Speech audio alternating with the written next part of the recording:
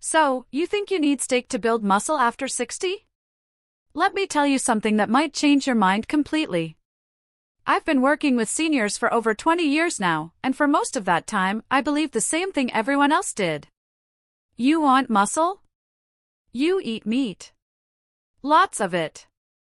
The more, the better. But then I started paying attention to the research, and what I found honestly surprised me. I'm Dr. Michael, by the way, and today I want to share 5 plant proteins that can build muscle just as well as meat, sometimes even better.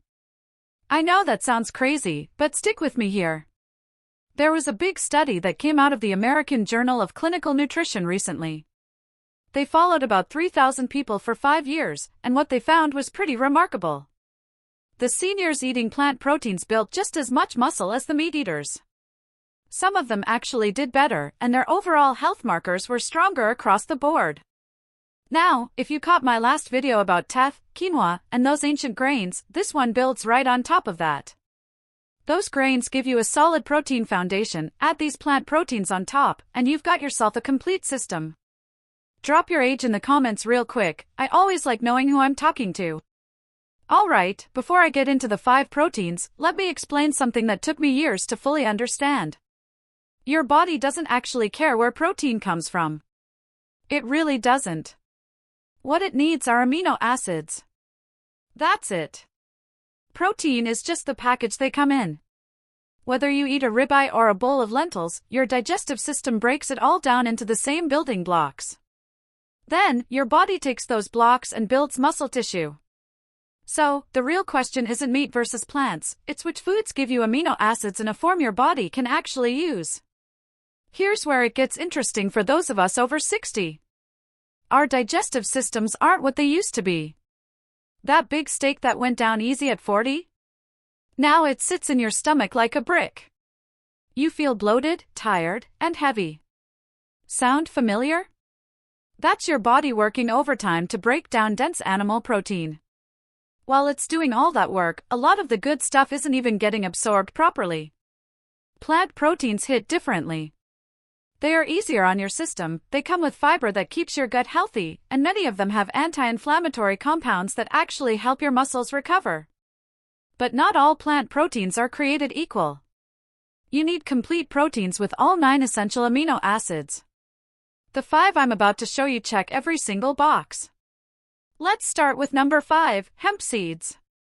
Now, before you get worried, these are completely legal. There is no THC.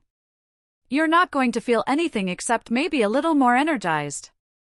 3 tablespoons of hemp seeds give you about 10 grams of complete protein. But here's what I really like about them, they have this perfect ratio of omega-3 to omega-6 fatty acids. Why does that matter? Because inflammation is one of the sneaky reasons seniors lose muscle. Your body gets stuck in breakdown mode instead of building mode. Hemp seeds help flip that switch. They also have a fatty acid called GLA, which is kind of rare in foods, but it specifically helps with muscle recovery. There's research out of Europe showing it made a real difference in people over 50. Using them is dead simple. Just sprinkle them on stuff, your oatmeal in the morning, salads at lunch, or throw them in a smoothie. They have a mild, nutty taste that works with pretty much anything. One thing, though, keep them in the fridge, as the oils go bad pretty fast otherwise. Okay, number 4, lentils. Yeah, I know, not exactly exciting, but hear me out. You know what's funny? My mom used to make this lentil stew when I was a kid, and I hated it. Absolutely hated it. I thought it was boring old people food. Turns out, she knew something I didn't. People in India, the Middle East, and all around the Mediterranean have been eating these things forever. And not just because they're cheap, but because they work. 1 cup cooked gives you 18 grams of protein plus about 22 grams of fiber. That fiber matters more than you might think because it feeds the good bacteria in your gut, and those bacteria help you absorb protein better. It's like upgrading your whole digestive system. Lentils are loaded with branched-chain amino acids, or BCAAs. Your muscles use these directly for repair. There's solid research linking lentil consumption to better muscle retention in people over 55. Here's a tip, though, cook them all the way through. Undercooked lentils have these compounds that can actually block protein absorption, plus they'll give you gas, and nobody wants that. Red lentils are the quickest, taking about 15 minutes, and they turn creamy, which is great for soups. Green and brown ones hold their shape better for salads and bowls. French lentils are my personal favorite, but they take longer. I had this patient, Harold, 71, from Houston. He'd been losing muscle for years but couldn't handle heavy meat anymore because it made him feel awful. So, I got him eating lentil soup for lunch every day. He just made a big batch on Sunday and ate it through the week. 6 weeks later, he came in and told me his pants fit differently. Not looser, just different. His legs had more shape to them, and his wife told him he looked younger. That's when I knew we were on to something. Number 3, edamame. These little soybeans are seriously underrated. 1 cup has about 17 grams of complete protein. That's more than 2 eggs, and they are ridiculously easy to make. What makes them special for people over 60 is the concentration of BCAAs, which is higher than most plant foods. Research from Texas found these are especially important for preventing muscle loss as we age. They fuel your muscles directly and tell your body to build instead of break down. Edamame also has compounds called isoflavones. I know some people worry about these. I had a patient once who refused to touch soy because of something he read online. I get it. But here's the deal, researchers have been poking at this question for years now. And what keeps coming back? Older adults who eat more of this stuff tend to keep more muscle. This is true for women going through menopause especially, and even guys whose testosterone isn't what it used to be. The data is pretty clear on this one. There was a 3-year study in the Journal of the American Geriatric Society involving over 2,000 seniors. The ones with higher isoflavone intake had significantly more muscle mass and better physical function, too. How to use them? Buy frozen. Steam for 5 minutes. Sprinkle with sea salt. Done. Eat them as a snack, toss them in salads, or add a handful to stir-fries right at the end. Keep a couple of bags in your freezer at all times. They last forever and they're cheap. When you need protein fast, edamame has got your back. Now, we're getting to the heavy hitters. Number 2 might surprise you, tempeh. Most people have heard of tofu, but tempeh is like tofu's cooler, older sibling that nobody talks about. And for building muscle after 60, it might actually be better. So, tempeh is made from whole soybeans that get fermented with a specific mold. I know that sounds weird, but that fermentation does something incredible. 1 cup of tempeh has 31 grams of complete protein. Let that sink in. That's more than a chicken breast, more than a can of tuna, and more than 3 eggs. The fermentation breaks down these things called phytates. Phytates normally grab onto protein and minerals and don't let go, meaning your body can't use them. But in tempeh, those phytates are mostly gone, so you actually absorb way more of what you eat. I read a study from the Journal of Food Science stating that fermented soy like tempeh has up to 30% better protein absorption than regular soy. When your digestive system isn't running at full speed anymore, that difference is huge. And because it's fermented, tempeh has probiotics, live, beneficial bacteria. They set up shop in your gut and help you absorb nutrients from everything else you eat, too. It's like compound interest for your nutrition. You need about 4 ounces a day, roughly the size of a deck of cards. Tempeh has a firm, chewy bite to it, and the flavor is kind of nutty and earthy. My wife says it reminds her of mushrooms. Here's the secret to making it taste good: slice it thin, maybe a 1/4 inch. Steam it for about 10 minutes first. This gets rid of any bitter notes and opens it up to absorb marinades. Then, pan fry in olive oil until you get some golden color on both sides. Marinate it in whatever you like. Soy sauce and ginger work great, so does barbecue sauce, or Italian herbs with balsamic, or even curry paste and coconut milk. Tempeh soaks up flavors like a sponge. Look for it in the refrigerated section near the tofu and use it within 5 days once you open it. Alright, number 1. This one honestly changed how I think about plant protein entirely: tofu. I can already hear some of you groaning. Tofu? That tasteless, watery stuff? Here's the thing, tofu has an image problem. Most people's only experience with it was some soggy cube from a bad stir-fry in the 80s or cold chunks in a sad salad. No wonder they hated it. But prepared right, tofu is legitimately one of the best muscle-building foods you can eat, especially after 60. Half a cup of firm tofu gives you about 10 grams of complete protein.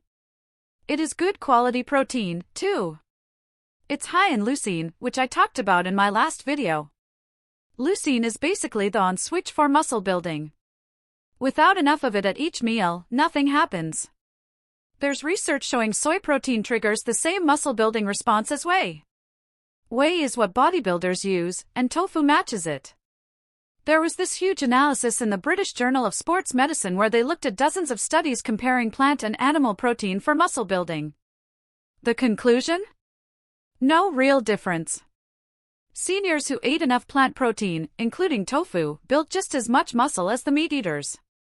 The whole tofu is weak protein thing is just not true. But here's what everybody gets wrong: preparation. First, use firm or extra firm. The soft, silken stuff is fine for smoothies, but it's not going to build muscle. Second, you have to press it. This is the step everyone skips, and it's why their tofu sucks. There's all this water trapped inside that makes it soggy and prevents it from absorbing any flavor. Here's what you do: take it out of the package. Drain off the liquid. Wrap the block in paper towels or a clean kitchen towel. Put it on a plate. Put another plate on top. Put something heavy on that. A cast iron pan works perfectly. Leave it for at least half an hour. An hour is better. Those towels will be soaked, and that's all the water that was ruining your tofu. Third, use high heat. This is critical. Bake it at 400 degrees Fahrenheit for 25 to 30 minutes, flipping halfway through, or pan fry in a hot skillet with some oil until it gets golden and a little crispy. The transformation is real. The outside gets this slight crispness to it, almost meaty, while the inside stays tender. Nothing like that cold, wet tofu from bad restaurants. Fourth, season it like you mean it. Tofu is a blank canvas. It'll taste like whatever you put on it. Marinate it for at least 30 minutes before cooking with soy sauce, garlic, ginger, and a splash of rice vinegar, or just coat it in spices or toss it in barbecue sauce after it comes out of the oven. You want about 6 to 8 ounces per day.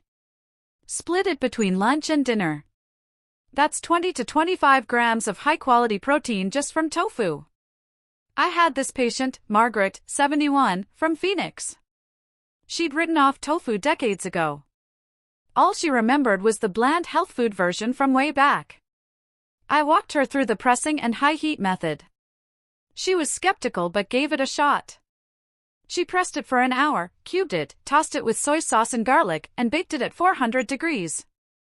She called me the next day and said she couldn't believe it was the same food.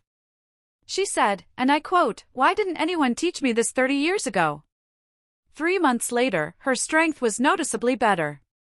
She could carry groceries up her steps without stopping to rest. She could get out of her chair without pushing off with her hands, just from adding properly prepared tofu and the ancient grains from my other video. So, here's how to put this all together. Morning, start with your teff porridge and throw 3 tablespoons of hemp seeds on top. That's about 20 grams of protein before you even leave the kitchen. Lunch, a grain bowl with quinoa and edamame, or a big salad with lentils, or a stir-fry with tofu over amaranth. Aim for 20 to 25 grams. Afternoon snack, a cup of edamame or a smoothie with hemp seeds gives you another 10 to 15 grams. Dinner, tempeh or tofu is your main protein with some sorghum or millet and lots of vegetables for another 20 to 25 grams. Add that up, and you're getting 75 to 90 grams of clean, easily digestible plant protein throughout the day.